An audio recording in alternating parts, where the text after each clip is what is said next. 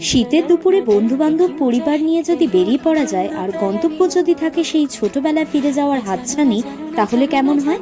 রবিবার দুপুরে মাত্র 50 টাকার অনলাইন টিকিট কেটে আমরা পৌঁছে যাই আলিপুর চিড়িয়াখানা। অনলাইন কাউন্টার দিয়ে সোজা ঢুকে গেলাম ভেতরে, কিন্তু ভেতরে ঢুকে পশু পাখি দেখার বদলে লাখখানেক বিভিন্ন প্রজাতির মানুষ দেখে প্রথমেই গেলাম ভেবলে। তারপর ম্যাপ দেখে এগিয়ে যেতে থাকলাম বাঘ দেখতে।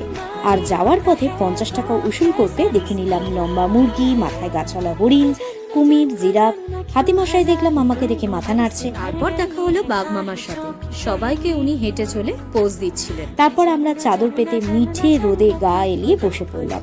সঙ্গে অবশ্যই ছিল দারুণ দারুণ সব খাবার। জু নিয়ে আরো কিছু জানার থাকলে কমেন্ট সেকশনে এসো, আড্ডা মারা যাবে। আর ভিডিওটা ভালো লাগলে অবশ্যই লাইক আর নতুন হলে সাবস্ক্রাইব করে দিও। চলো দেখা হচ্ছে আবার একটা নতুন ভিডিওতে। টাটা।